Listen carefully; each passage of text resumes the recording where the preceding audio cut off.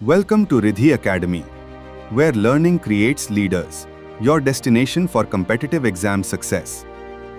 Learn today, lead tomorrow. Hello friend, welcome to our channel Riddhi academy. आप लोग का आपके चैनल रिद्धि एकेडमी में स्वागत है। आज हम लोग पढ़ने वाले हैं BHDC 107 के बारे में, जो है पाश्चात्य काव्यशास्त्र। आज हम लोग क्या पढ़ेंगे? पाश्चात्य काव्यशास्त्र के बारे में पढ़ेंगे।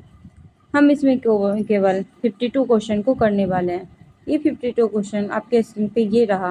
आप इन सभी प्रश्नों को एक बार ज़रूर से ज़रूर देख लीजिए, क्योंकि सारे प्रश्न आपके एग्जाम के लिए बहुत ही ज़्यादा हेल्पफुल हैं। और जिन्होंने हमारे चैनल को लाइक सब्सक्राइब कमेंट नहीं किया है, वो लाइक सब्सक्राइब करके कमेंट में लिखें कि उन्हें ये वीडियो कैसा लगता है, या फिर अपने कमेंट में अपने शहर का नाम ज़रूर लिखें कि वो किस शहर से हमारा वीडियो देख रहे हैं। और हो सके तो अपने ग्रुप में अपने फ्रेंड लोग के पास हमारे वीडियो को शेयर करें। ये सारे प्रश्नों को आप अच्छे से देख लीजिए, क्योंकि सारे प्रश्न हम 1 बाय 1 करके आपके सामने पढ़ने वाले हैं। ये सारे प्रश्न आप ही के एग्जाम के लिए बहुत ही ज़्यादा हेल्पफुल रहेंगे, तो आप सारे प्रश्नों को देख लीजिए।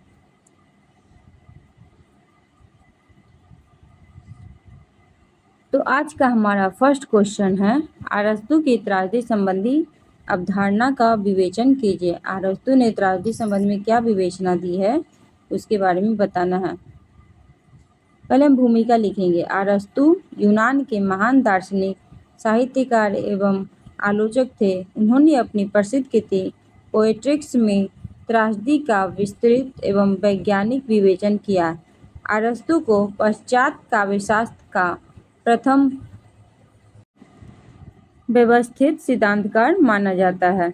उनके अनुसार त्रासदी केवल दुखद घटना का चित्रण नहीं, बल्कि मानव जीवन के गंभीर उदात्त पक्ष का कलात्मक अनुकरण है।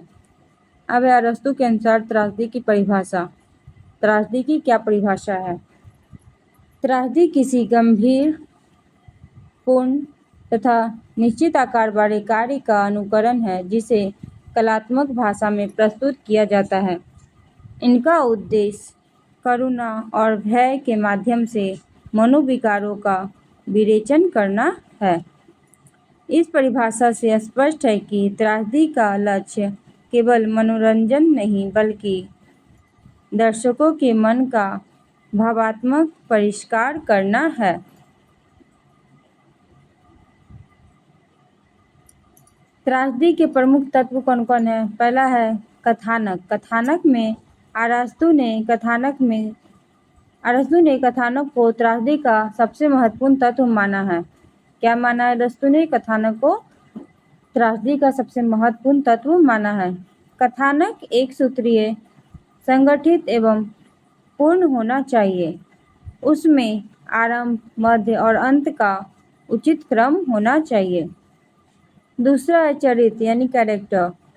त्रासदी के पात्र उच्च आदर्शों वाले, महान एवं विश्वसनीय होना चाहिए। नायक पूर्णतः दोषी या पूर्णतः निर्दोष नहीं होना चाहिए, बल्कि उसमें कोई मानवीय दुर्बलता होनी चाहिए। फिर है तीसरा विचार यानी थाउट। विचार से तात्पर्य पात्रों द्वारा व्यक्त किए गए सिद्धांतों, भावों एवं दृष्टिकोणों से है। यह त्रासदी को बौद्धिक गहराई प्रदान करता है। फिर है भाषा। त्रासदी की भाषा प्रभावशाली, गरिमामयी एवं भावानुकूल होना चाहिए। भाषा पात्रों एवं परिस्थितियों के अनुरूप होनी चाहिए। फिर है संगीत। गीत एवं संगीत त्रासदी के सौंदर्य एवं भावात्मक प्रभावों को बढ़ाते हैं। छठा है दृश्य विधान। दृश्य विधान में हम लोग देखेंगे, दृश्य विधान में क्या है? मंच, सज्जा, अभिनय, वेशभूषा एवं दृश्य प्रभाव त्रासदी को आकर्षक बनाते हैं। यद्यपि अरस्तु ने इसे सबसे कम महत्वपूर्ण तत्व माना है। फिर है विरेचन का सिद्धांत। विरेचन के सिद्धांत में क्या बोला अरस्तु ने?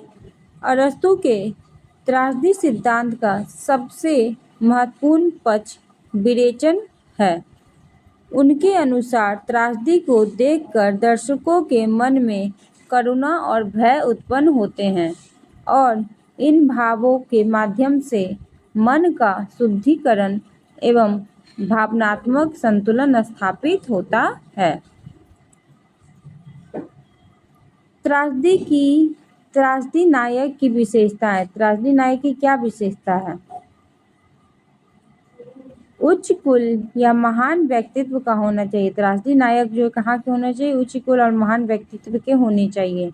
नैतिक रूप से पूर्णतः बुरा या पूर्णतः अच्छा ना होना चाहिए। किसी त्रुटि के कारण पतन होना चाहिए।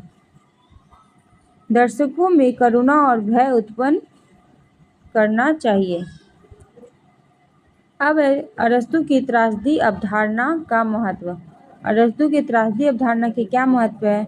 पश्चात काव्यशास्त्र को वैज्ञानिक आधार प्रदान किया, कथानक को सर्वाधिक महत्व दिया, विरेचन सिद्धांत के माध्यम से साहित्य के मनोवैज्ञानिक पक्ष को स्पष्ट किया, आधुनिक नाट्य एवं साहित्यिक आलोचना को नई दिशा प्रदान की। अब है आलोचना। आलोचना में क्या क्या है? नियमों पर अत्यधिक बल दिया गया, कल्पना एवं स्वतंत्र सृजन को सीमित माना गया। सभी प्रकार के नाटकों पर यह सिद्धांत समान रूप से लागू नहीं होता है। निष्कर्षतः अरस्तु की त्रासदी संबंधी अवधारणा पश्चात काव्यशास्त्र की आधारशिला मानी जाती है। उनका अनुकरण, कथानक एवं विरेचन का सिद्धांत आज भी साहित्यिक आलोचना एवं नाट्यशास्त्र में अत्यंत महत्वपूर्ण एवं प्रासंगिक माना जाता है। फिर नेक्स्ट क्वेश्चन है, पश्चात काव्यशास्त्र में प्लूटो की काव्य संबंधी अवधारणा का आलोचनात्मक परीक्षण कीजिए। भूमिका में लिखेंगे, प्लूटो यूनान के महान दार्शनिक एवं पश्चात काव्यशास्त्र के प्रारंभिक विचारक थे। उन्होंने अपनी प्रसिद्ध कृति द रिपब्लिक में काव्य एवं कला के संबंध में अपने विचार प्रस्तुत किए। प्लूटो आदर्शवादी दार्शनिक थे और उनका मानना था कि साहित्य एवं कला का उद्देश्य केवल मनोरंजन नहीं बल्कि नैतिक एवं सामाजिक उत्थान होना चाहिए। फिर प्लूटो की काव्य संबंधी अवधारणा। प्लूटो ने काव्य संबंध में क्या अवधारणाएं दी, इसके बारे में हम लोग पढ़ेंगे। अनुकरण का सिद्धांत। प्लूटो के अनुसार काव्य एवं कला अनुकरण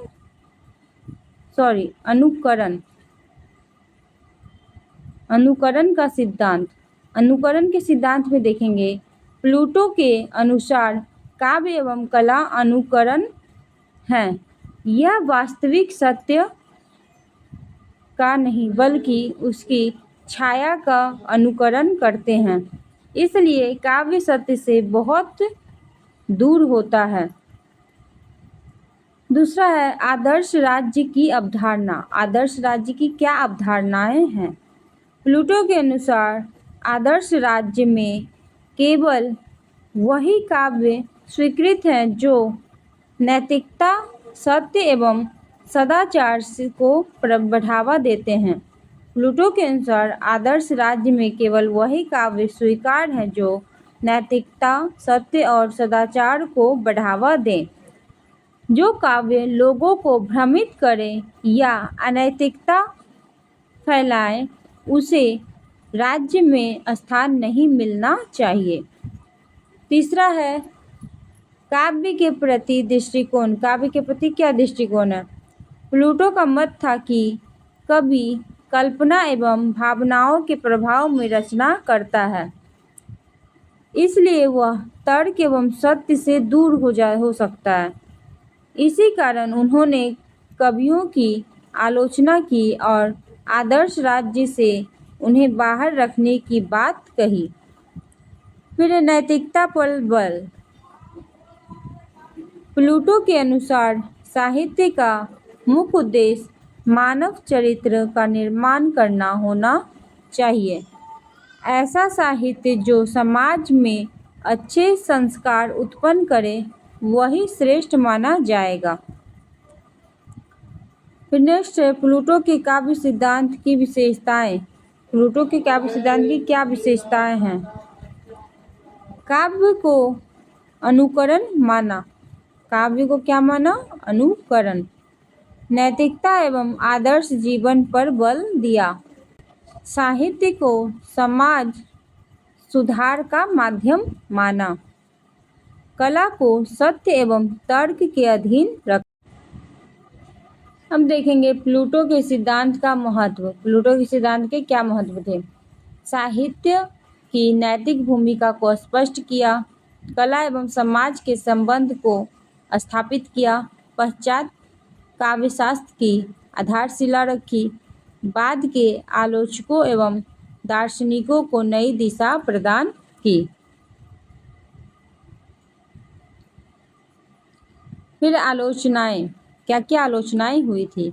कला एवं सृजनात्मकता का उचित सम्मान नहीं किया, कवियों एवं कलाकारों के प्रति कठोर दृष्टिकोण अपनाया, साहित्य के सौंदर्यात्मक पक्ष की उपेक्षा की, अनुकरण संबंधी विचार को अरस्तु ने अधिक वैज्ञानिक रूप दिया। निष्कर्ष।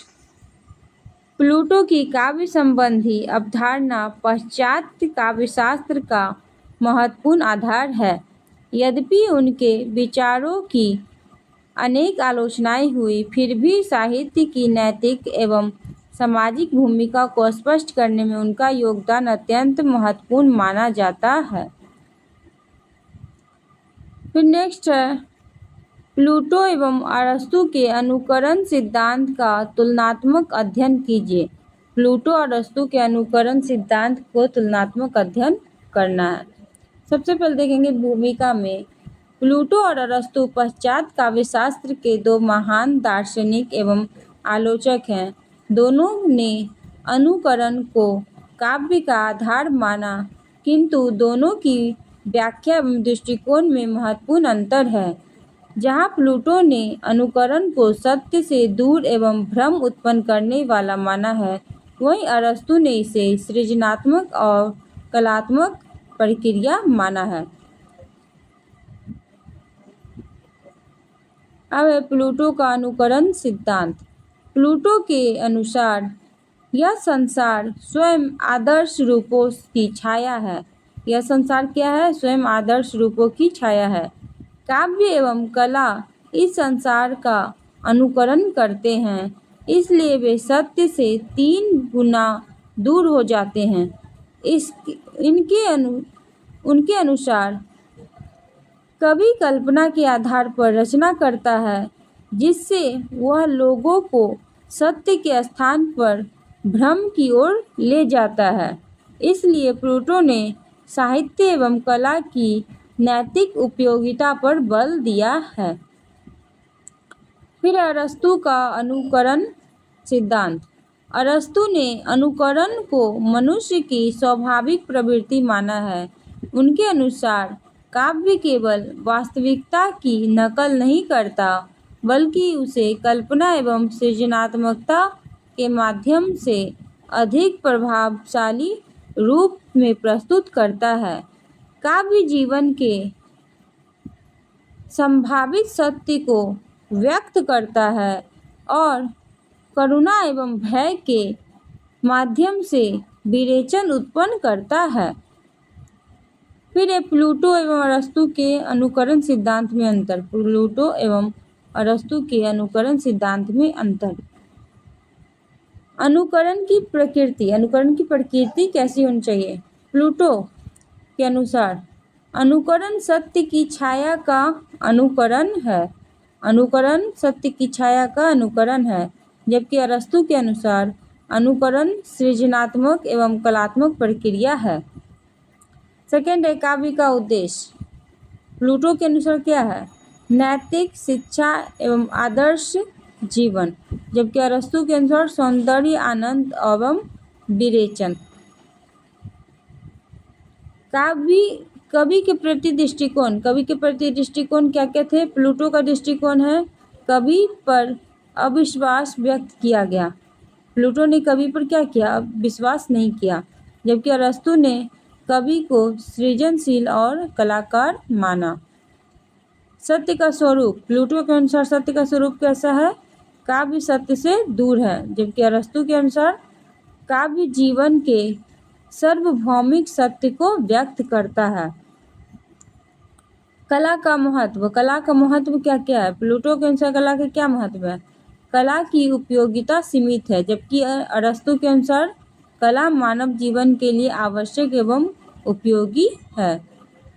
अरस्तु की प्लूटो पर श्रेष्ठता, अरस्तु की प्लूटो पर क्या श्रेष्ठता थी? अनुकरण की वैज्ञानिक एवं व्यवहारिक व्याख्या प्रस्तुत की। साहित्य के सौंदर्य एवं कलात्मक पक्ष को महत्व दिया। विरेचन सिद्धांत द्वारा साहित्य के मनोवैज्ञानिक प्रभाव को स्पष्ट किया। कवि की सृजनात्मक क्षमता को स्वीकार किया। समानताएं, अब अरस्तु और प्लूटो में क्या क्या समानताएं प्रस्तुत किया? दोनों ने अनुकरण को काव्य का आधार माना। दोनों साहित्य को समाज से जुड़ा मानते हैं। दोनों का उद्देश्य मानव जीवन की व्याख्या करना है। निष्कर्ष, अब इनके निष्कर्ष क्या निकले? प्लूटो एवं अरस्तु दोनों के अनुकरण सिद्धांत पश्चात काव्यशास्त्र में अत्यंत महत्वपूर्ण है। प्लूटो ने साहित्य के नैतिक पक्ष पर बल दिया, जबकि अरस्तु ने उनकी कलात्मक एवं सौंदर्यात्मक महत्ता को स्थापित किया। आधुनिक साहित्यिक आलोचना में अरस्तु का अनुकरण सिद्धांत अधिक वैज्ञानिक, व्यवहारिक एवं व्यापक रूप से स्वीकार किया जाता है। अब देखेंगे इसका नेक्स्ट क्वेश्चन। नेक्स्ट क्वेश्चन है लॉन्जाइन्स के उदात्त सिद्धांत की व्याख्या कीजिए। भूमिका में लिखेंगे लॉन्जाइन्स पश्चात काव्यशास्त्र के प्रसिद्ध आलोचक थे। उनकी प्रसिद्ध कृति ऑन द सबलाइम में उदात्त की अवधारणा का विस्तृत विवेचन की मिलता है।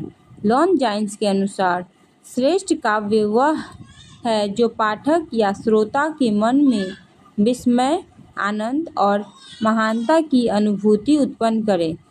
उन्होंने काव्य में केवल सौंदर्य ही नहीं बल्कि महानता एवं उच्च भावों को भी आवश्यक माना। उदात्त का अर्थ, उदात्त का अर्थ क्या है? उदात्त का अर्थ है ऐसी महान एवं प्रभावशाली अभिव्यक्ति जो पाठक के मन पर गहरा प्रभाव डाले तथा उसे सामान्य अनुभव से ऊपर उठाकर महानता का अनुभव कराए। उदात्त काव्य मनुष्य की आत्मा को ऊंचा उठाता है। अब है उदात्त के प्रमुख स्रोत। उदात्त के प्रमुख स्रोत क्या क्या हैं? महान एवं उदात्त विचार। इसमें लिखेंगे कवि के विचार उच्च, व्यापक एवं महान होने चाहिए। प्रबल एवं सच्ची भावनाएं, काव्य में गहन एवं स्वाभाविक भावनाओं की अभिव्यक्ति होनी चाहिए। अलंकारों का उचित उपयोग, अलंकारों का उपयोग स्वाभाविक एवं प्रभावशाली होना चाहिए। उत्कृष्ट भावना, भाषा गरिमामयी, प्रभावपूर्ण एवं विषय अनुकूल होना चाहिए। गरिमापूर्ण रचना विधान, इसमें हम देखेंगे शब्दों एवं वाक्यों का संयोजन ऐसा हो जिससे काव्य की भाव्यता बढ़े। फिर देखेंगे उदात्त में बाधक तत्व। उदात्त में बाधक तत्व कौन सा है? शब्दांबर, कृत्रिमता, अत्यधिक अलंकार प्रयोग, तुच्छ एवं संकीर्ण विचार, बनावटी भावुकता। लॉन्जाइन्स के सिद्धांत का महत्व। इनके सिद्धांत के क्या महत्व थे? काव्य के सौंदर्य एवं प्रभाव को नई दिशा दी, कवि की प्रतिभा एवं कल्पना को महत्व दिया, साहित्य के भावात्मक एवं कलात्मक पक्ष को स्पष्ट किया, आधुनिक साहित्यिक आलोचना को महत्वपूर्ण आधार प्रदान किया। अब इनकी आलोचनाएं क्या थी? उदर्त की स्पष्ट एवं निश्चित परिभाषा नहीं दी, सिद्धांत अधिक व्यक्तिपरक माना जाता है, सभी प्रकार के साहित्य पर समान रूप से लागू नहीं होता है। निष्कर्ष: लॉन्जाइन्स का उदर सिद्धांत पाश्चात्य काव्यशास्त्र की महत्वपूर्ण उपलब्धि है। उन्होंने यह सिद्ध किया कि श्रेष्ठ काव्य केवल मनोरंजन का साधन नहीं बल्कि मनुष्य की आत्मा को ऊंचा उठाने वाला महान कलात्मक अनुभव है। निष्कर्ष फिर से देखेंगे। निष्कर्ष में है कि लॉन्जाइन्स का उदर सिद्धांत पाश्चात्य काव्यशास्त्र की महत्वपूर्ण उपलब्धि है। उन्होंने यह सिद्ध किया कि श्रेष्ठ काव्य केवल मनोरंजन का साधन नहीं बल्कि मनुष्य की आत्मा को ऊंचा उठाने वाला महान कलात्मक अनुभव है। नेक्स्ट देखेंगे, लॉन्जाइन्स के उदर सिद्धांत का आलोचनात्मक मूल्यांकन कीजिए। इसकी भूमिका हम लिखेंगे। लॉन्जाइन्स ने अपनी प्रसिद्ध कृति ऑन द सबलाइम्स में उदर्त की अवधारणा प्रस्तुत की। उन्होंने काव्य की महानता को केवल भाषा या अलंकार में नहीं बल्कि कवि के उच्च विचार, गहन भावनाओं एवं प्रभावशाली अभिव्यक्ति में निहित माना। उनका सिद्धांत पाश्चात्य काव्यशास्त्र में अत्यंत महत्वपूर्ण माना जाता है। उदर सिद्धांत की प्रमुख विशेषता कौन कौन है? महान विचारों पर बल, भावों की तीव्रता एवं स्वाभाविकता, प्रभावशाली एवं गरिमामयी भाषा, अलंकारों का संतुलित प्रयोग, पाठक के मन में विस्मय एवं महानता का अनुभव उत्पन्न करना। उदर सिद्धांत के क्या क्या महत्व है? काव्य की कलात्मक महानता को स्पष्ट किया, कवि की प्रतिभा एवं कल्पना शक्ति को महत्व दिया, साहित्य एवं मनोवैज्ञानिक प्रभाव को रेखांकित किया, आधुनिक साहित्यिक आलोचना को नई दिशा प्रदान की, सौंदर्य के साथ साथ महानता को भी काव्य का आवश्यक गुण माना। आलोचनाएं। अब इनकी आलोचनाएं में क्या है? उदर्त की अवधारणा स्पष्ट एवं निश्चित नहीं है, सिद्धांत की अधिक व्यक्तिनिष्ठ माना जाता है, व्यवहारिक मानदंडों का अभाव है, सभी साहित्यिक विधाओं पर समान रूप से लागू नहीं होता है। निष्कर्ष: लॉन्जाइन्स का उदर सिद्धांत पाश्चात्य काव्यशास्त्र में अत्यधिक महत्वपूर्ण स्थान रखता है। यद्यपि इनकी कुछ सीमाएं हैं, फिर भी काव्य की महानता, प्रभावशीलता एवं कलात्मक गरिमा को समझने में यह सिद्धांत आज भी अत्यंत प्रासंगिक माना जाता है। हम देखेंगे विलियम वर्ड्सवर्थ के काव्य सिद्धांत की व्याख्या कीजिए। इसमें भूमिका हम लिखेंगे। विलियम वर्ड्सवर्थ अंग्रेजी साहित्य के प्रसिद्ध रोमांटिक कवि एवं आलोचक थे। उन्होंने लिरिकल बैलेट्स की भूमिका में अपने काव्य सिद्धांत प्रस्तुत किए। उन्होंने काव्य को मानव जीवन, प्रकृति एवं सामान्य जनजीवन से जोड़ते हुए सरल, स्वाभाविक एवं भाव प्रधान साहित्य की स्थापना की। वर्ड्सवर्थ के काव्य सिद्धांत का प्रमुख तत्व। अब उनके प्रमुख तत्व क्या क्या थे उसको देखेंगे। काव्य की परिभाषा। वर्ड्सवर्थ के अनुसार कविता शक्तिशाली भावनाओं का सहज एवं स्वाभाविक उच्छ्वास है, जिसका उद्गम शांत मन में स्मरण की गई भावनाओं से होता है। इस प्रकार कविता का आधार मानव की गहरी अनुभूतियाँ एवं संवेदनाएं हैं। फिर है भावनाओं का महत्व। भावनाओं के महत्व ने वर्ड्सवर्थ ने बुद्धि की अपेक्षा भावनाओं को अधिक महत्व दिया।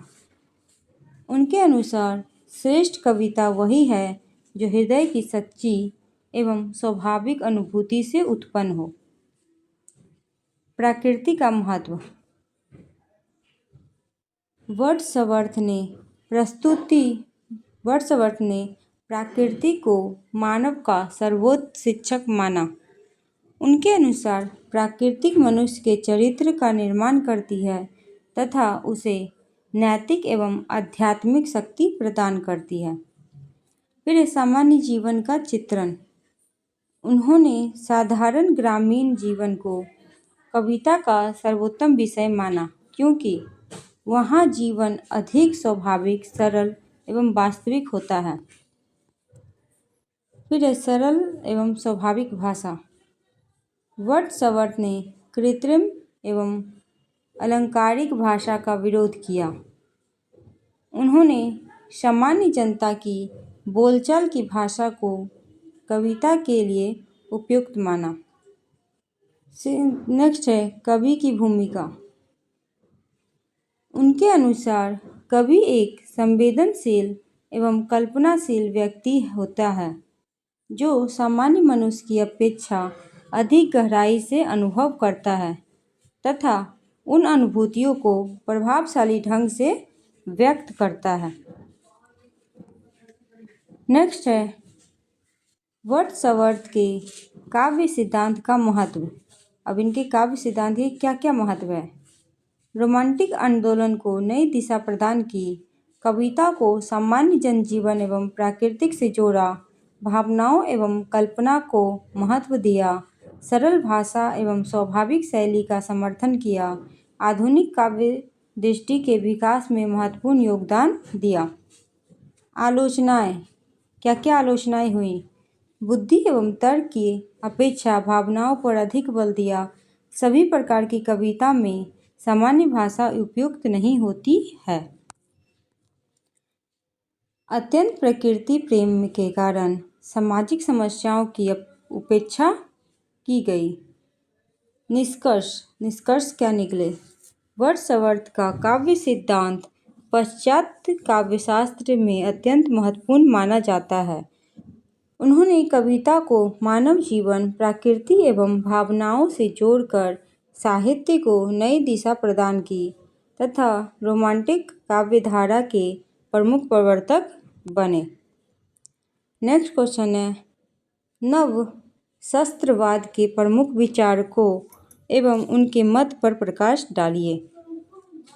अब नव शास्त्रवाद के विचारक और उनके मत क्या थे, इसके बारे में हम लोग को जानना है। भूमिका में लिखेंगे नव शास्त्रवाद 17वीं और 18वीं शताब्दी का एक महत्वपूर्ण साहित्यिक आंदोलन था। यह प्राचीन यूनानी एवं रोमन साहित्य की परंपराओं से प्रेरित था। इस विचारधारा में तर्क, अनुशासन, संतुलन, स्पष्टता, मर्यादा तथा नियमबद्धता को विशेष महत्व दिया गया। नवशास्त्रवादियों का विश्वास था कि साहित्य का उद्देश्य केवल मनोरंजन नहीं बल्कि नैतिक शिक्षा और समाज का मार्गदर्शन भी है। अब है नवशास्त्रवाद के प्रमुख विचारक एवं उनके मत। निकोलस बोइलो फ्रांस के प्रमुख नवशास्त्रवादी आलोचक थे। उन्होंने अपनी प्रमुख पुस्तक द आर्ट ऑफ पोएट्री में साहित्य के नियमों का प्रतिपादन किया। बोइलो के प्रमुख मत क्या क्या थे। साहित्य में नियमों का पालन आवश्यक है। प्रकृति का अनुकरण करना चाहिए। भाषा सरल, स्पष्ट, प्रभावशाली होना चाहिए। साहित्य में अनुशासन, संतुलन और मर्यादा का पालन होना चाहिए। जॉन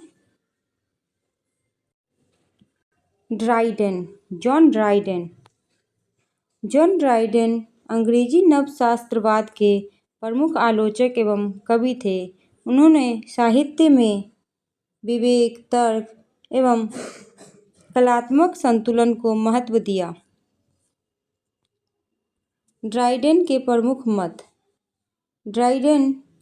मत क्या क्या थे? साहित्य का उद्देश्य शिक्षा और मनोरंजन दोनों है। कवि को प्राचीन आदर्शों का अनुसरण करना चाहिए। भाषा एवं शैली विषय के अनुरूप होना चाहिए। साहित्य में नियमों का पालन आवश्यक है। फिर है अलेक्जेंडर पोप ने क्या बताया? पोप अंग्रेजी साहित्य के प्रसिद्ध नवशास्त्रवादी थे। उन्होंने तर्क, नैतिकता और संतुलन पर विशेष बल दिया। पोप के प्रमुख मत क्या क्या थे? प्रकृति सर्वोत्तम मार्गदर्शक है। साहित्य में स्पष्टता और सादगी होना चाहिए। कवि को अनुशासन एवं मर्यादा का पालन करना चाहिए। साहित्य समाज में को नैतिक दिशा प्रदान करे। साहित्य जो है वो समाज को नैतिक दिशा प्रदान करे। नेक्स्ट है सैमुअल जॉनसन ने क्या बताया? डॉक्टर जॉनसन प्रसिद्ध आलोचक एवं निबंधकार थे। उन्होंने साहित्य के व्यवहारिक एवं नैतिक पक्ष पर विशेष बल दिया। जॉनसन के प्रमुख मत: साहित्य जीवन का यथार्थ चित्रण करे। साहित्य समाज के लिए उपयोगी होना चाहिए। रचना में नैतिक मूल्यों का समावेशन आवश्यक है। लेखक को सत्य और अनुभव पर आधारित लेख करनी चाहिए।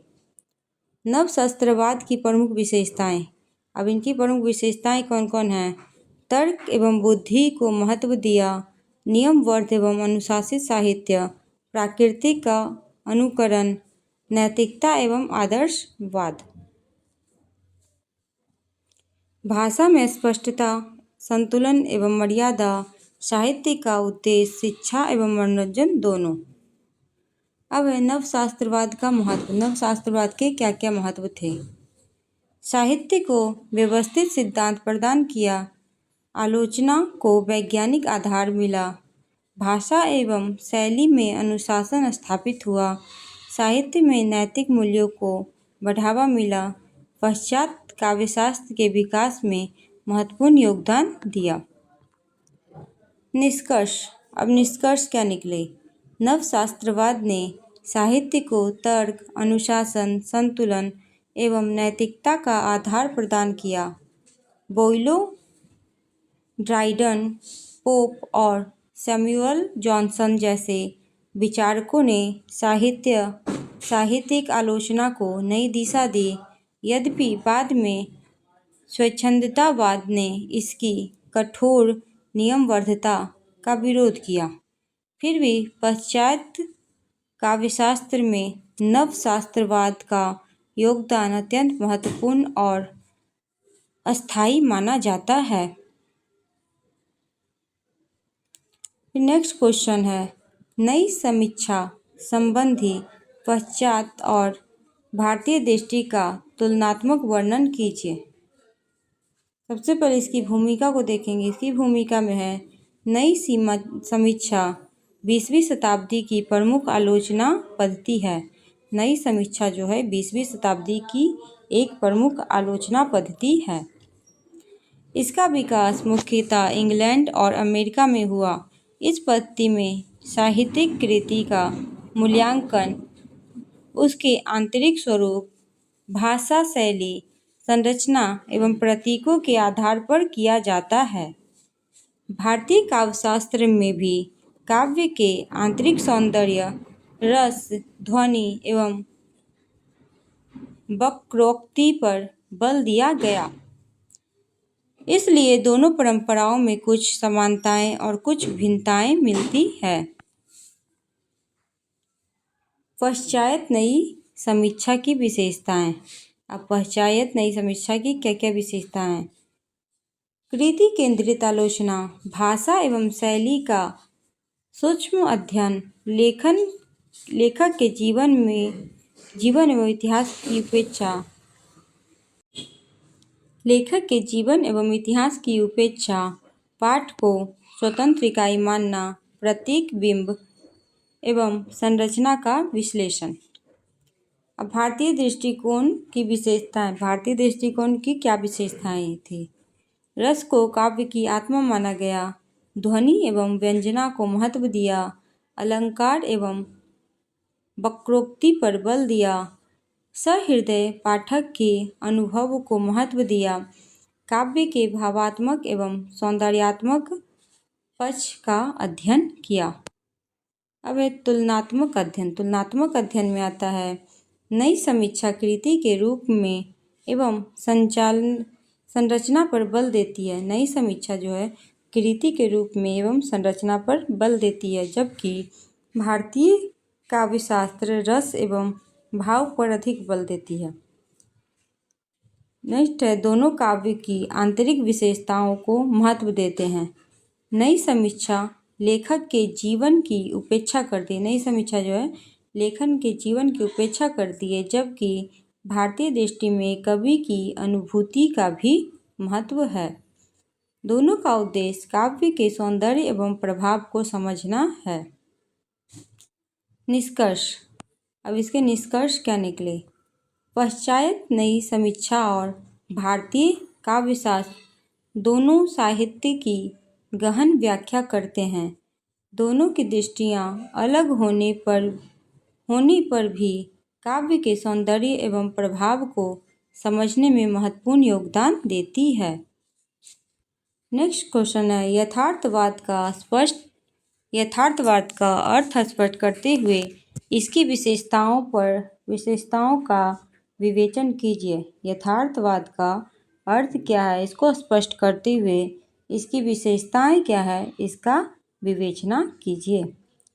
भूमिका में लिखेंगे यथार्थवाद आधुनिक साहित्य की एक महत्वपूर्ण प्रकृति है। इसमें जीवन एवं समाज का चित्रण वास्तविक रूप में किया जाता है। यथार्थवादी साहित्य कल्पना की उपेक्षा वास्तविक घटनाओं, परिस्थितियों एवं मानवीय जीवन पर अधिक बल देती है। यथार्थवाद का अर्थ। यथार्थवाद के क्या अर्थ हैं। यथार्थवाद का अर्थ है जीवन को जैसा है वैसा ही सत्य एवं स्वाभाविक रूप में प्रस्तुत करना। यथार्थवाद का क्या अर्थ है कि जीवन जैसा है उसको वैसा ही सत्य एवं स्वाभाविक रूप में प्रस्तुत करना। इसमें किसी प्रकार का आदर्शीकरण या कृत्रिमता नहीं होती है। कोई भी बनावट नहीं करना, जैसा है वैसा ही दिखाना। यथार्थवाद की प्रमुख विशेषता है वास्तविक जीवन का चित्रण, सामाजिक समस्याओं का वर्णन, सामान्य व्यक्ति को महत्व, वस्तुनिष्ठ दृष्टिकोण, सरल एवं स्वाभाविक भाषा, कल्पना की अपेक्षा वास्तविकता पर बल। अभी यथार्थवाद के महत्व। यथार्थवाद के क्या महत्व है। समाज का सही चित्र प्रस्तुत करता है, सामाजिक चेतना विकसित करती है, साहित्य को जीवन से जोड़ता है, मानव जीवन की वास्तविक समस्याओं को उजागर करता है। निष्कर्ष। यथार्थवाद के क्या निष्कर्ष निकले। यथार्थवाद साहित्य की ऐसी प्रकृति है जो जीवन के सत्य को बिना किसी आडंबर के प्रस्तुत करती है। आधुनिक साहित्य में इसका महत्वपूर्ण स्थान है। यथार्थवाद क्या है। यथार्थवाद साहित्य की ऐसी प्रवृत्ति है जो जीवन को वैसा ही प्रस्तुत करती है वैसा जैसा वो रहता है। किसी प्रकार का बाहरी दिखावा या आडंबर प्रस्तुत नहीं करती। आधुनिक साहित्य में इसका स्थान जो है सबसे महत्वपूर्ण माना जाता है। नेक्स्ट क्वेश्चन है जादुई यथार्थवाद पर टिप्पणी लिखिए। अब जादू है तो कुछ बनावटी दिखेगा ही। जादुई यथार्थवाद पर टिप्पणी लिखना, इसमें सबसे पहले लिखेंगे इसकी भूमिका को। जादुई यथार्थवाद आधुनिक साहित्य की एक महत्वपूर्ण शैली है जिसमें वास्तविक जीवन के साथ अलौकिक एवं जादुई घटनाओं का स्वाभाविक स्वरूप से चित्रण किया जाता है। इसमें कल्पना और यथार्थ का सुंदर समन्वय होता है। जादुई यथार्थवाद में क्या होता है कि इसमें वास्तविक जीवन के साथ अलौकिक और जादुई घटना का स्वभाव भी दिखाई देता है। और ये क्या है, कल्पना और यथार्थ का सुंदर समन्वय है। जो हम कल्पना करते हैं उसके बारे में भी हम जादू में भी सोच सकते हैं। जादुई यथार्थवाद की विशेषता है। जादुई यथार्थवाद की क्या विशेषता है? यथार्थ एवं कल्पना का समन्वय, अलौकिक घटनाओं का स्वाभाविक चित्रण, लोक कथाओं एवं मिथकों का प्रयोग, संस्कृति एवं सामाजिक जीवन का चित्रण, प्रतीकात्मक एवं प्रमुख लेखक में कौन कौन आ जाएंगे? Gabriel Garcia Marquez, Jorge Luis Borges, Salman Rushdie. महत्व, इसके महत्व क्या क्या हैं? महत्व में है साहित्य को नई अभिव्यक्ति प्रदान करता है, यथार्थ को नए दृष्टिकोण से प्रस्तुत करता है, सामाजिक एवं सांस्कृतिक चेतना को अभिव्यक्त करता है। निष्कर्ष क्या निकला? जादुई यथार्थवाद में वास्तविकता एवं कल्पना का उद्भव समन्वय मिलता है। इसने विश्व साहित्य को नई शैली एवं अभिव्यक्ति प्रदान की है। नेक्स्ट क्वेश्चन है, देरिदा के विखंडनवाद पर टिप्पणी लिखे। देरिदा के विखंडनवाद क्या है, इस पर टिप्पणी लिखना है। इसके उत्तर में लिखेंगे जैक देरिडा फ्रांस के प्रसिद्ध दार्शनिक एवं आलोचक थे। उन्होंने विखंडनवाद का सिद्धांत प्रस्तुत किया। यह उत्तर आधुनिक आलोचना की प्रमुख पद्धति है, जिसमें किसी भी पाठ के निश्चित एवं अंतिम अर्थ को स्वीकार नहीं किया जाता। विखंडनवाद की प्रमुख विशेषताएं क्या क्या है? पाठ को कोई एक निश्चित अर्थ नहीं होता। पाठ का कोई एक निश्चित अर्थ नहीं होता है। प्रत्येक पाठ के अनेक अर्थ हो सकते हैं। भाषा सदैव परिवर्तनशील होती है। पारंपरिक मान्यताओं एवं निश्चित अर्थों का विरोध, पाठ के भीतर छिपे विरोधाभासों की खोज। महत्व, इसके महत्व क्या क्या है? साहित्यिक आलोचना को नई दिशा मिली, पाठ की बहुआयामी व्याख्या संभव हुई, परंपरागत आलोचना पद्धति को चुनौती मिली। आलोचनाएं क्या क्या हुई? अत्यधिक जटिल एवं दार्शनिक, निश्चित निष्कर्ष तक पहुंचना कठिन हो गया। निष्कर्षतः क्या निकला? निष्कर्षतः देरिया का विखंडनवाद आधुनिक साहित्यिक आलोचना की महत्वपूर्ण पद्धति है। इसने पाठ की बहुआयामी व्याख्या का मार्ग प्रशस्त किया। फिर है नेक्स्ट क्वेश्चन, अति यथार्थवाद पर टिप्पणी लिखिए। अति यथार्थवाद क्या है, इस पर टिप्पणी लिखना है। अति यथार्थवाद 20वीं शताब्दी का एक महत्वपूर्ण साहित्यिक एवं कलात्मक आंदोलन है। इसका उद्भव प्रथम विश्व युद्ध के बाद फ्रांस में हुआ।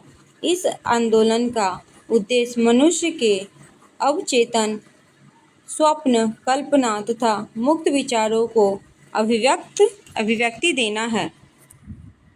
इस आंदोलन के प्रमुख प्रवर्तक आंद्रे ब्रेतो थे, जिन्होंने 1924 में सूरियालिस्ट घोषणा पत्र प्रकाशित किया। अति यथार्थवाद की प्रमुख विशेषताएं हैं अवचेतन मन की अभिव्यक्ति, स्वप्न एवं कल्पना को महत्व, तर्क एवं परंपरागत नियमों का विरोध, स्वतंत्रता एवं स्वाभाविक अभिव्यक्ति, प्रतीकों एवं बिंबों का व्यापक प्रयोग, वास्तविकता एवं कल्पना का समन्वय। प्रमुख साहित्यकार कौन कौन थे? Andre Breton, Paul Eluard, Louis Aragon. महत्व क्या थे? साहित्य एवं कला को नई अभिव्यक्ति मिली, मानव मन के गहरे पक्ष को उजागर किया, आधुनिक साहित्य में प्रयोग धर्मिता को बढ़ावा मिला, कल्पना एवं सृजनात्मकता पर का विकास हुआ। आलोचना क्या क्या हुई?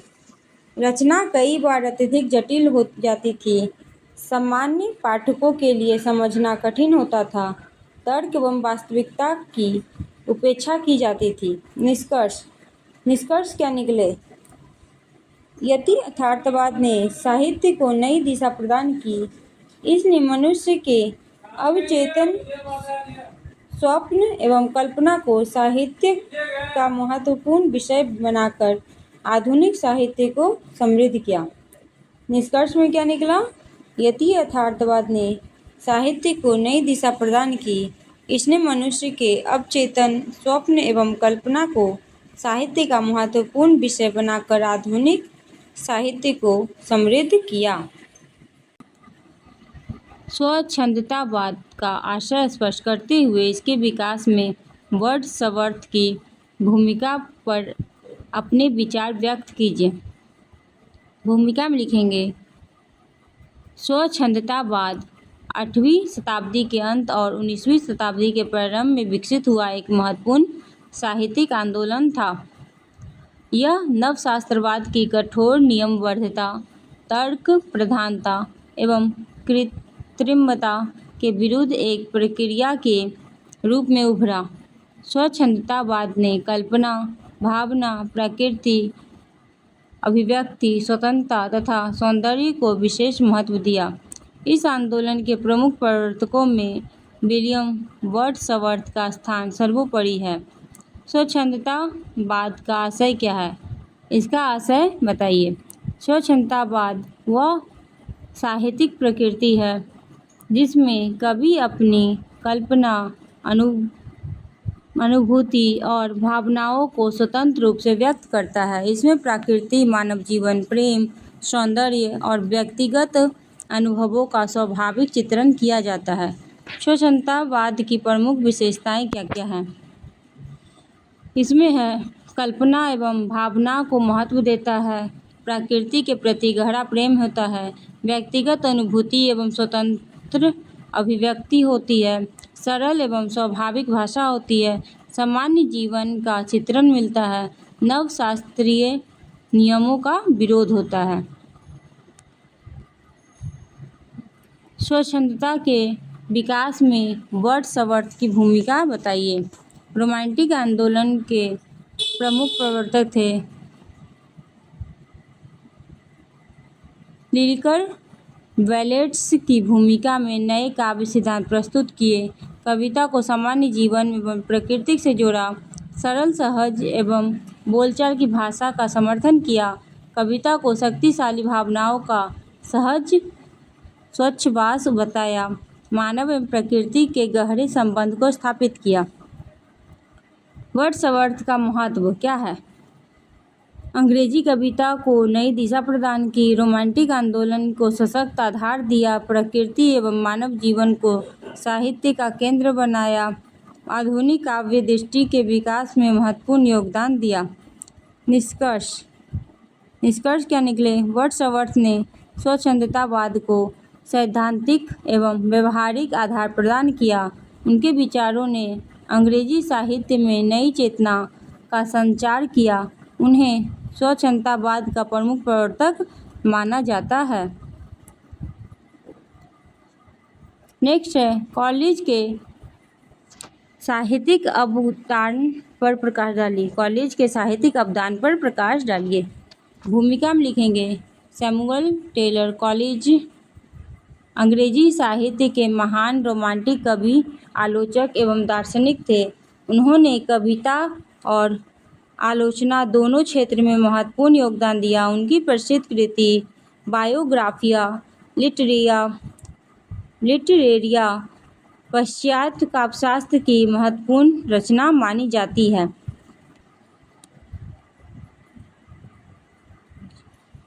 कॉलरिज का साहित्यिक अवदान, कल्पना का सिद्धांत।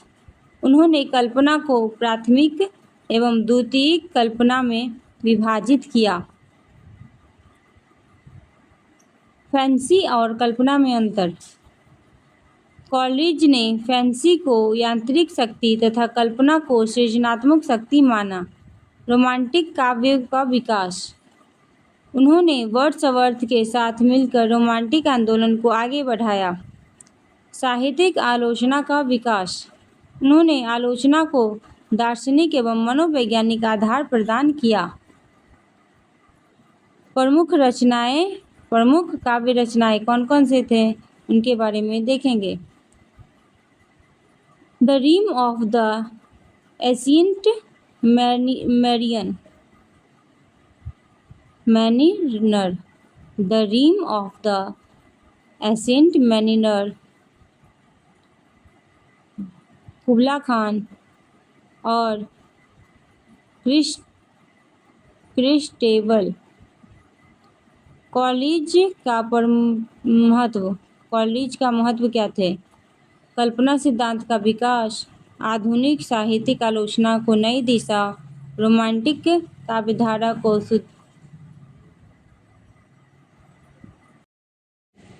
प्रमुख काव्य रचना में आ जाएगा the rime of the ancient mariner और कुबला खान और क्रिस्टेबल। कॉलरिज के क्या महत्व थे? कल्पना सिद्धांत का विकास किया, आधुनिक साहित्य आलोचना को नई दिशा प्रदान की, रोमांटिक काव्यधारा को सुदृढ़ आधार बनाया, काव्य एवं दर्शन का समन्वय किया।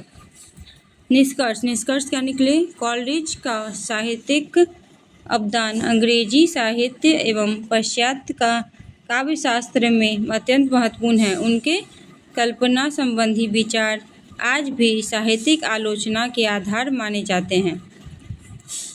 नेक्स्ट है पाश्चात्य काव्य चिंतन में टी.एस. इलियट के महत्व को बताइए।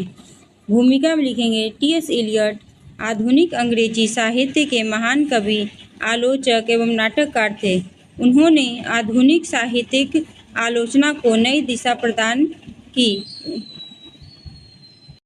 उनकी प्रसिद्ध आलोचनात्मक रचनाओं में traditional and individual talent, Hamlet and his problems, the functions of criticism प्रमुख हैं। टी.एस. इलियट का महत्व, परंपरा एवं व्यक्तित्व, प्रतिभा का सिद्धांत, नैतिकता का सिद्धांत, वस्तुनिष्ठ समीकरण की अवधारणा, आधुनिक आलोचना को वैज्ञानिक दृष्टिकोण, काव्य में बौद्धिकता एवं अनुशासन का प्रबल, आधुनिक कविता एवं आलोचना को नई दिशा। साहित्य में क्या क्या योगदान रहा? आधुनिक आलोचना का विकास किया, परंपरा एवं आधुनिकता का समन्वय किया, काव्य के नए मानदंड स्थापित किए, विश्व साहित्य को महत्वपूर्ण आलोचनात्मक सिद्धांत दिए। निष्कर्षतः टी.एस. इलियट आधुनिक पाश्चात्य काव्य चिंतन के सबसे प्रभावशाली आलोचकों में से एक हैं। उनके सिद्धांत आज भी साहित्यिक अध्ययन एवं आलोचना में अत्यंत महत्वपूर्ण हैं। नेक्स्ट है रिचर्ड्स के मूल सिद्धांत का विवेचन कीजिए। आंसर में लिखेंगे आइए। रिचर्ड्स आधुनिक अंग्रेजी आलोचना के प्रमुख विचारक थे। उन्होंने साहित्य के मूल्यांकन के लिए मूल्य सिद्धांत प्रस्तुत किया। उनके अनुसार साहित्य का वास्तविक मूल्य उसके द्वारा पाठक के मन पर पड़ने वाले प्रभाव एवं मानसिक संतुलन में निहित है। रिचर्ड्स का मूल्य सिद्धांत। रिचर्ड्स के अनुसार श्रेष्ठ साहित्य वह है जो मनुष्य की विभिन्न भावनाओं एवं मानसिक प्रवृत्तियों में संतुलन स्थापित करे। साहित्य केवल मनोरंजन का साधन नहीं बल्कि व्यक्तित्व के विकास का माध्यम भी है। मूल्य सिद्धांत के प्रमुख तत्व क्या हैं? मानसिक संतुलन पर बल, भावनाओं का समन्वय, साहित्य का मनोवैज्ञानिक प्रभाव, पाठक की अनुभूति को महत्व, साहित्य का मानवीय एवं सामाजिक मूल्य महत्व। अब इसके महत्व क्या क्या है उसे देखेंगे। साहित्य के मूल्यांकन की नई पद्धति, मनोवैज्ञानिक आलोचना का विकास, पाठ केंद्रित दृष्टिकोण को बढ़ावा, आधुनिक साहित्यिक आलोचना को नई दिशा। निष्कर्ष क्या निकला? आइए रिचर्ड्स का मूल्य सिद्धांत आधुनिक साहित्यिक आलोचना की महत्वपूर्ण उपलब्धि है। उन्होंने साहित्य के मूल्य को मानव जीवन, अनुभूति एवं मानसिक संतुलन से जोड़कर आलोचना को नया आयाम प्रदान किया। नेक्स्ट क्वेश्चन देखेंगे। नवशास्त्रवाद के प्रमुख विचारकों के मत को स्पष्ट कीजिए। नवशास्त्रवाद के प्रमुख विचारकों के मत को स्पष्ट कीजिए। भूमिका में लिखेंगे नवशास्त्रवाद 17वीं एवं 18वीं शताब्दी का प्रमुख साहित्यिक आंदोलन था। यह यूनानी एवं रोमन साहित्य की परंपराओं से प्रेरित था। इसमें तर्क, अनुशासन, संतुलन, स्पष्टता, मर्यादा तथा नियमबद्धता को विशेष महत्व दिया गया। इस आंदोलन के प्रमुख विचारकों ने साहित्य को समाज में नैतिक एवं बौद्धिक विकास का साधन माना। प्रमुख विचारक एवं उनके मत, प्रमुख विचारक और उनके मत को देखेंगे। निकोलस बोयली, साहित्य में नियमों का पालन आवश्यक है। उन्होंने क्या बताया कि साहित्य में नियम का पालन आवश्यक है। प्रकृति का अनुकरण भी करना चाहिए। निकोलस बोयली ने बताया कि भाषा सरल, स्पष्ट और प्रभावशाली होनी चाहिए। साहित्य में अनुशासन एवं संतुलन होना चाहिए। जॉन ड्राइडन ने क्या बताया? जॉन ड्राइडन ने बताया कि साहित्य का उद्देश्य शिक्षा एवं मनोरंजन दोनों है। कवि को प्राचीन आदर्शों का अनुसरण करना चाहिए, भाषा विषय के अनुरूप होनी चाहिए और साहित्य में तर्क एवं विवेक आवश्यक है। अलेक्जेंडर पोप ने क्या बताया? अलेक्जेंडर पोप ने बताया कि प्रकृति सर्वोत्तम मार्गदर्शक है। साहित्य में नैतिकता एवं मर्यादा होनी चाहिए। भाषा में स्पष्टता एवं संतुलन आवश्यक है। नियम का पालन श्रेष्ठ साहित्य की पहचान है। डॉक्टर सैमुअल जॉनसन ने क्या बताया कि साहित्य जीवन का यथार्थ चित्रण करे, साहित्य समाज के लिए उपयोगी हो, नैतिक मूल्यों का पालन आवश्यक है, लेखक को सत्य एवं अनुभव पर आधारित लेखन करना चाहिए। नवशास्त्रवाद की विशेषताएं। नवशास्त्रवाद क्या विशेषताएं हैं? तर्क एवं बुद्धि पर बल देते हैं, नियमबद्धता एवं अनुशासन पर बल देता है, प्रकृति का अनुकरण करते हैं, नैतिकता एवं आदर्शवादी होते हैं, भाषा में स्पष्टता एवं संतुलन बनाए रखते हैं। निष्कर्ष, नवशास्त्रवाद के प्रमुख विचारकों ने साहित्य को नियम, अनुशासन एवं नैतिक मूल्यों से जोड़कर पाश्चात्य काव्यशास्त्र को नई दिशा प्रदान की है। नेक्स्ट क्वेश्चन है, मानववादी दर्शन पर अपने विचार व्यक्त कीजिए। मानववादी दर्शन क्या है, इस पे आपके विचार क्या है, इसको प्रकट करना है। मानववादी एक ऐसी विचारधारा है जिसमें मनुष्य को केंद्र में रखा जाता है। मानववादी दर्शन के अनुसार मनुष्य की बुद्धि, विवेक, स्वतंत्रता, नैतिकता एवं सृजनात्मकता सर्वोच्च मूल्य है। इसका विकास पुनर्जागरण काल में हुआ और इसने साहित्य, दर्शन तथा संस्कृति को नई दिशा प्रदान की। अब मानववादी दर्शन की प्रमुख विशेषताएं क्या क्या हैं? इसके अनुसार मनुष्य सर्वोपरि है, बुद्धि एवं तर्क पर विश्वास, मानव स्वतंत्रता एवं समानता का समर्थन, नैतिक एवं मानवीय मूल्यों पर बल, शिक्षा एवं ज्ञान का महत्व, मानव कल्याण को सर्वोच्च उद्देश्य मानना। साहित्य में मानववाद का महत्व। साहित्य मानववाद के क्या महत्व है? मानव जीवन एवं अनुभवों को महत्व मिला, व्यक्ति की स्वतंत्रता एवं गरिमा स्थापित हुई, सामाजिक एवं नैतिक चेतना का विकास हुआ, साहित्य अधिक मानवीय एवं यथार्थवादी बना। आलोचनाएं, कुछ आलोचनाएं भी हैं। ईश्वर एवं आध्यात्मिक पक्ष की उपेक्षा की गई, अत्यधिक व्यक्तिवाद का समर्थन किया गया।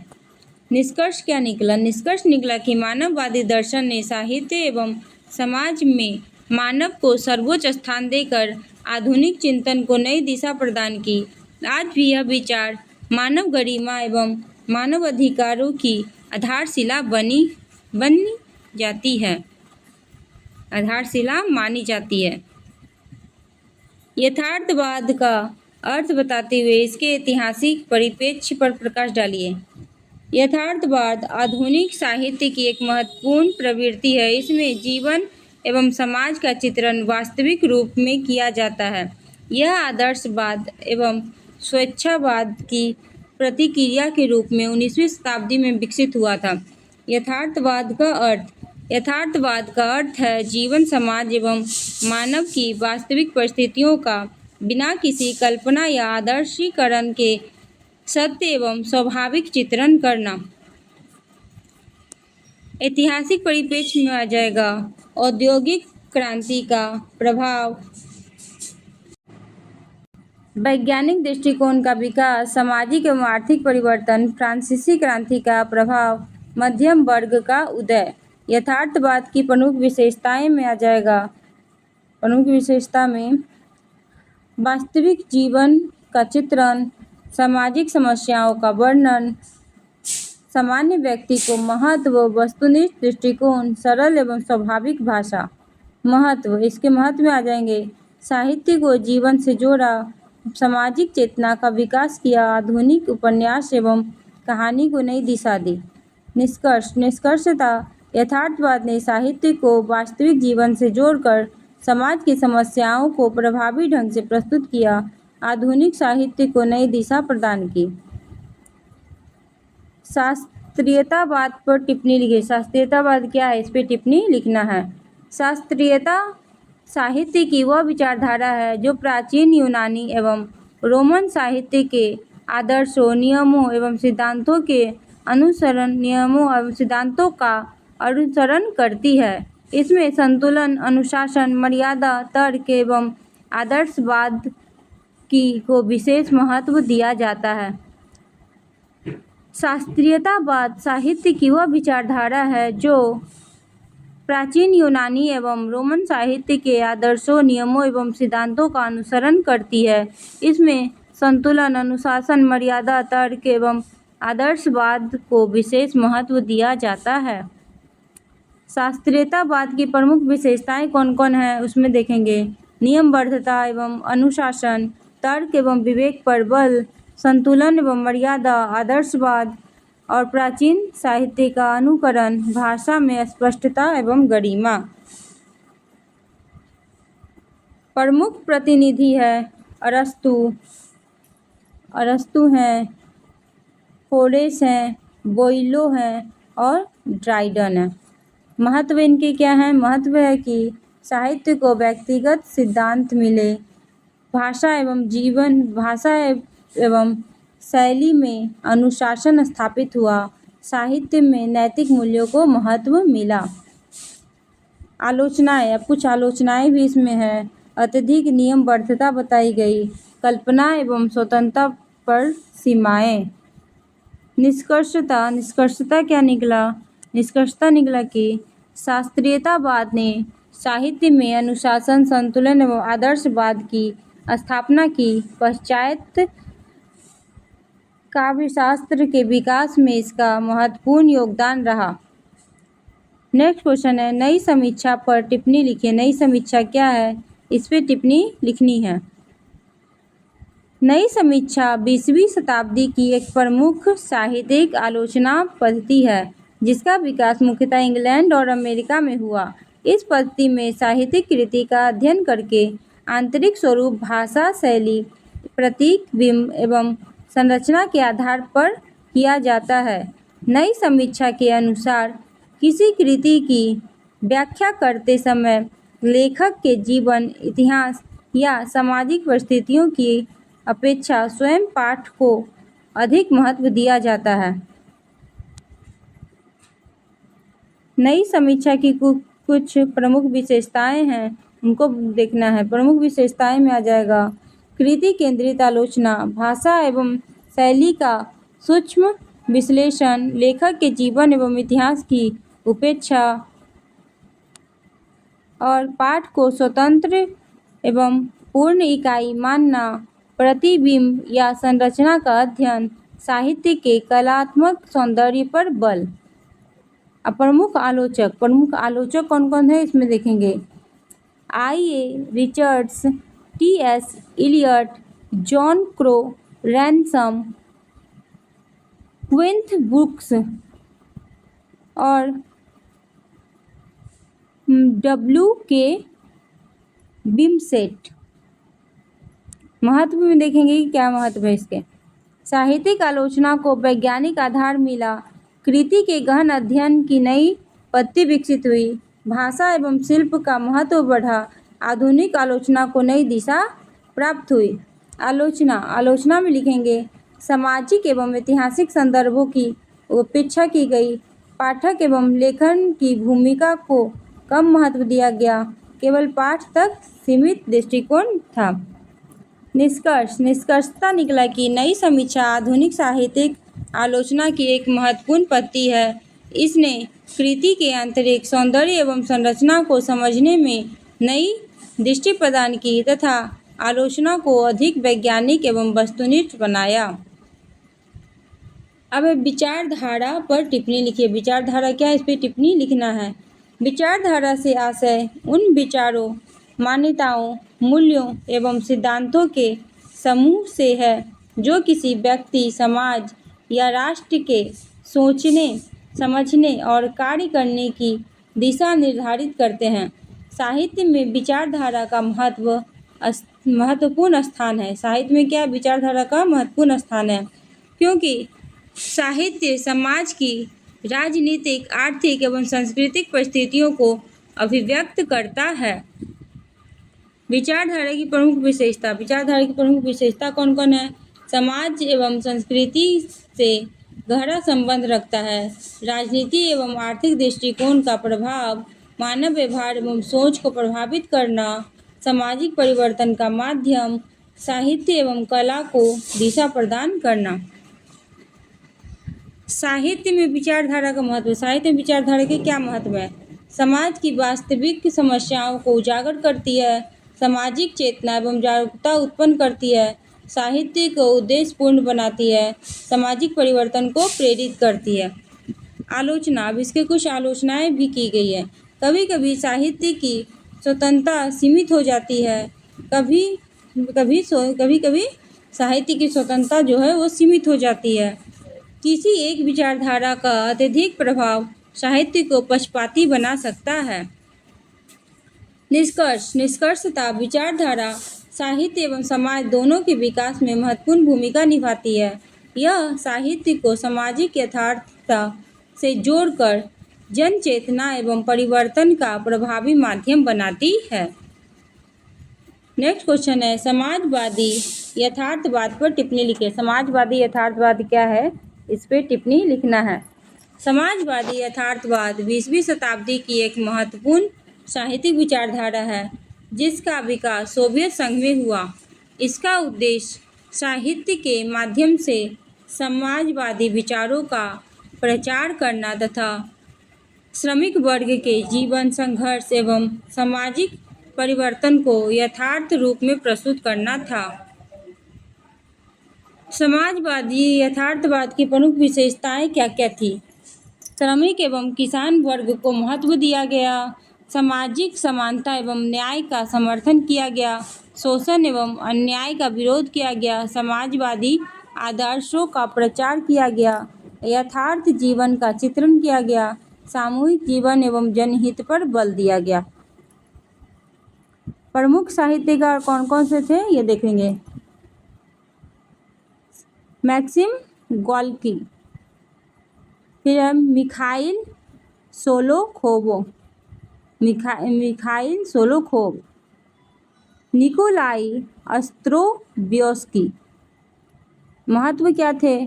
श्रमिक वर्ग की समस्या को साहित्य में स्थान मिला, सामाजिक समानता एवं न्याय की भावना को बल मिला, साहित्य को सामाजिक परिवर्तन का माध्यम बनाया गया। आलोचनाएं, कुछ आलोचनाएं भी हुई हैं जो हैं राजनीतिक विचारधारा का अत्यधिक प्रभाव, साहित्य की स्वतंत्रता सीमित हो सकती है, कलात्मकता की उपेक्षा, विचारधारा पर अधिक बल दिया गया। निष्कर्षतः समाजवादी यथार्थवाद ने साहित्य को समाज के वंचित वर्गों से जोड़कर सामाजिक परिवर्तन की दिशा में महत्वपूर्ण योगदान दिया। आधुनिक साहित्य में इसका विशेष स्थान है। नेक्स्ट क्वेश्चन है, प्लूटो के आदर्श राज्य की अवधारणा तथा कविता के प्रति उनके दृष्टिकोण की व्याख्या कीजिए। लिखेंगे, प्लूटो पश्चात दर्शन एवं काव्यशास्त्र के महान दार्शनिक थे। वे सुकरात के शिष्य एवं अरस्तु के गुरु थे। उनकी प्रसिद्ध कृति दी रिपब्लिक में आदर्श राज्य की कल्पना तथा कविता एवं कला के संबंध में उनके विचार विस्तार से मिलते हैं। प्लूटो के अनुसार राज्य का उद्देश्य न्याय, नैतिकता और आदर्श नागरिकों का निर्माण है। प्लूटो का आदर्श राज्य क्या है? प्लूटो के अनुसार आदर्श राज्य वह है जहाँ प्रत्येक व्यक्ति अपने कर्तव्यों का ईमानदारी से पालन करे तथा न्याय और नैतिकता का वातावरण हो। आदर्श राज्य की प्रमुख विशेषताएं क्या है? न्याय पर आधारित राज्य। राज्य का मूल आधार क्या है? न्याय हो। प्रत्येक व्यक्ति को अपने निर्धारित कार्य करने चाहिए। समाज का वर्गीकरण। प्लूटो ने समाज को 3 वर्गों में बांटा है, शासक वर्ग, सैनिक वर्ग और उत्पाद वर्ग। शासक वर्ग में क्या होता है कि दार्शनिक राजा होते हैं। सैनिक वर्ग में राज्य की रक्षा करने वाला सैनिक होता है और उत्पाद वर्ग में किसान, व्यापारी और कारीगर उत्पादक होते हैं। दार्शनिक राजा के बारे में जानेंगे। प्लूटो के अनुसार राज्य का शासन दार्शनिक के हाथ में होना चाहिए। दार्शनिक बुद्धिमान, न्यायप्रिय और सत्य का ज्ञाता होता है। शिक्षा का महत्व में आ जाएगा। आदर्श राज्य में शिक्षा को सर्वोच्च स्थान दिया गया है। शिक्षा का उद्देश्य उत्तम नागरिक बनाना है। कविता के प्रति प्लूटो का दृष्टिकोण। प्लूटो ने कविता एवं कला को अनुकरण माना है। प्लूटो ने कविता एवं कला को अनुकरण माना है। कविता सत्य से दूर है, इसके बारे में क्या बताया गया? उनके अनुसार यह संसार स्वयं आदर्श एवं सत्य की छाया है। कविता इस छाया का अनुकरण करती है, इसलिए वह सत्य से दूर हो जाती है। कविता भावनाओं को भड़काती है। कविता मनुष्य में तर्क के स्थान पर भावनाओं को अधिक उत्तेजित करती है। नैतिकता के समर्थन में बताया कि प्लूटो केवल उसी कविता को स्वीकार करते हैं जो नैतिकता एवं सदाचार को बढ़ावा देती है। कवियों के निष्कासन में क्या होगा? उन्होंने आदर्श राज्य से ऐसे कवियों को बाहर रखने की बात कही है जो समाज को भ्रमित करे और या नैतिक विचार फैलाए। कवियों का निष्कासन में उन्होंने बताया कि आदर्श राज्य से ऐसे कवियों को बाहर रखने की बात कही है जो समाज को भ्रमित करे या अनैतिक विचार फैलाए। प्लूटो के विचारों का महत्व। प्लूटो के विचार के क्या महत्व थे?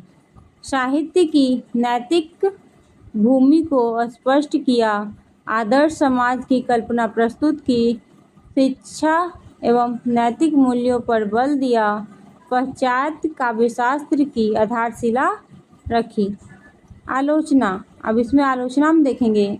कविता एवं कल्पना का उचित महत्व नहीं दिया, कवियों के प्रति अत्यधिक कठोर दृष्टिकोण अपनाया, कला की स्वतंत्रता का विरोध किया, साहित्य के सौंदर्य पक्ष की उपेक्षा की। निष्कर्षतः प्लूटो का आदर्श राज्य, न्याय, नैतिकता और शिक्षा पर आधारित है। यद्यपि उन्होंने कविता की आलोचना की, फिर भी साहित्य की सामाजिक एवं नैतिक भूमिका को स्पष्ट करने में उनका योगदान अत्यंत महत्वपूर्ण माना जाता है। निष्कर्ष में देखेंगे फिर से, प्लूटो का आदर्श राज्य, न्याय, नैतिकता और शिक्षा पर आधारित है। यद्यपि उन्होंने कविता की आलोचना की, फिर भी साहित्य की सामाजिक एवं नैतिक भूमिका को स्पष्ट करने में उनका योगदान अत्यंत महत्वपूर्ण माना जाता है। फ्रेंड, नेक्स्ट क्वेश्चन हम अगले वीडियो में करेंगे। अगर आपको अगला वीडियो चाहिए तो आप लोग कमेंट जरूर कीजिएगा। Thank you for the watching this video. और कुछ त्रुटियां हो गई है जिसके लिए मैं क्षमा चाहती हूँ। थोड़ा लैंग्वेज में उतार चढ़ाव हो गया है जिसके कारण। Thank you for watching this video. For complete exam preparation, subscribe to Riddhi Academy. Learn today, lead tomorrow.